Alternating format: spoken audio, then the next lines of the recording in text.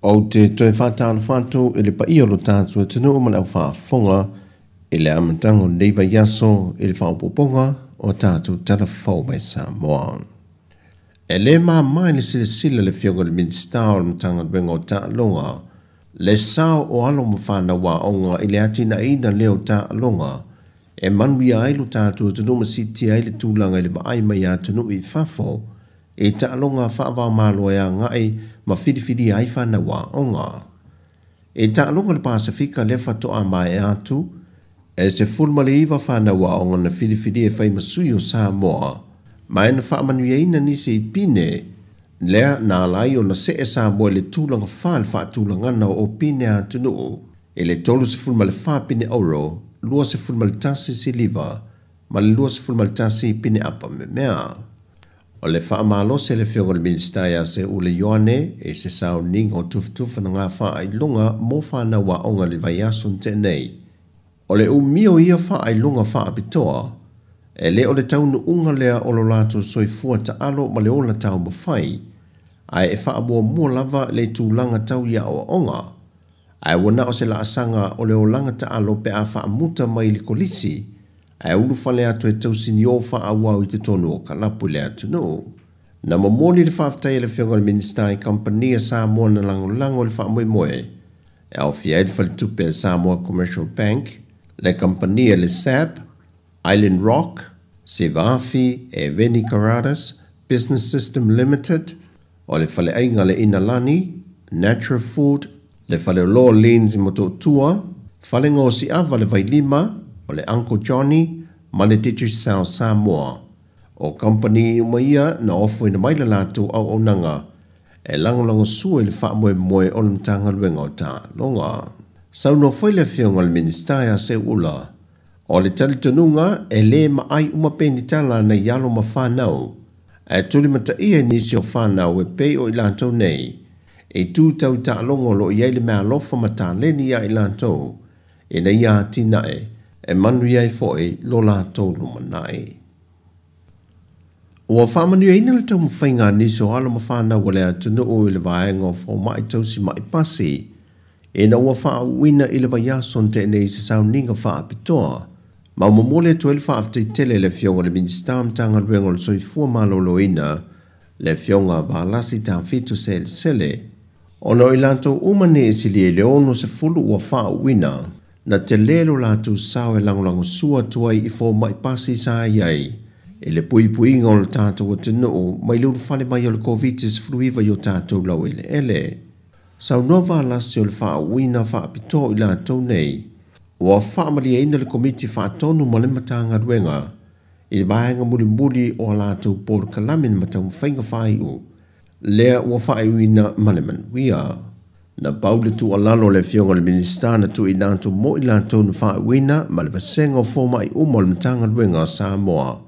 E tutusa le alalanga atu i wha alau i loa ma porka lame wha ngā solo inu i tua, e a wha i tia le tino puta i lo tātu o tenu. A ia tino mai foi ia li i matama i tai fōma i, ma le vasenga o fōma i tausi mai pasi. Ua whaalau i loa i lo fiso whainga pālota le lanta e le lua se lau o swafa o i lantou o le tūmalo o si umu. Ua mai o na restana i lunga le lola pālota e pālota i mo le whainga pālota lai titi whato a mai a. Ai lei whaati noa le lantou pālota. O awala o le awia, au lei tu i nātu se whaasalanga se lenia i lantou. E au na fsilingia e tu i na mai sa lantou tali mafua anga. Na alai o na le whaati noa le lātou a ia te tau e whiriwhiri ai, e le sa idinga o sa lātou sui whai pule. O whale ata whae lata le se lau i lātou e le i whaati noa fo i a lātou pālota e whainga pālota le titi u mai atu, ai olo o iei fo i o lātou swawhai lunga le lola pālota.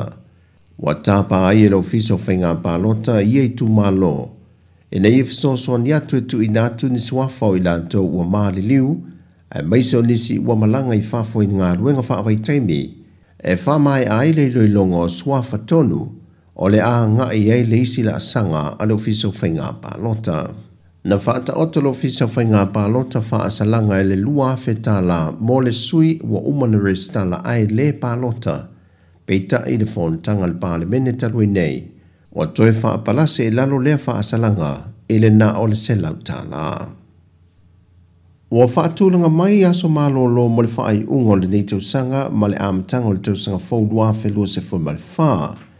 Aso malolo ua wha atulanga ina mo tangata whainga aduenga uma i le atunu. E te tau na aso malolo le aso lucifer ma le lima le kirisimasi o le aso ngafua lea. Atoai ma le aso lucifer ma le ono le aso lua i so ai o le maasina nei o te sema. O na toi aso malolo fo ile le aso ngafua le aso mo Januari lua afe lucifer ma le wha. Ma le aso lua i so ai le aso lua leo Januari lua afe lucifer ma le wha. O le ama fai lava o na te tala pisinesi. A ua fautu e ina pisinesi mpulengo company ta itase whaafeinga luenga ina tangata i aso malolo. Le sootanga le lei ma le ofisa le leipa. E na ia tutongi tangata whainga luenga i tutongi tāla whiangai. Pe a whaila ato te whaafeinga luenga ina tangata o le atunu. I aso wa atofa ina le malo e a vea maaso malolo mo le atunu. O le whanatanga lo na lima se whamariwa atunu e lusa whamaritasi o lo iai to tono le lio. E sa idi awale manuia e maua maliati na e o le niu. Na waia tu fo iai sui o Sāmoa le fionga mai yawa fui mono a safo maniso le au malanga o le ofisa o wha atu anga le atunu. E whaatasi le whanatanga sa whaia Indonesia. E toe tala noma tu whaatasi a wala. E ngā luru e whaatasi i atunu nei e lua se whamalitasi. E na ia manuia maati na e le whaatu anga niu. A wa o se tasi leo ati na e tā wa tele i atunu umo le Pasifika. O lo fesoa soani wha a waupea i lona tamawa inga. O Sāmoa na a mata ofi tu tono le wha ala bitonga i le a feiva se lau fitu se fulma lima.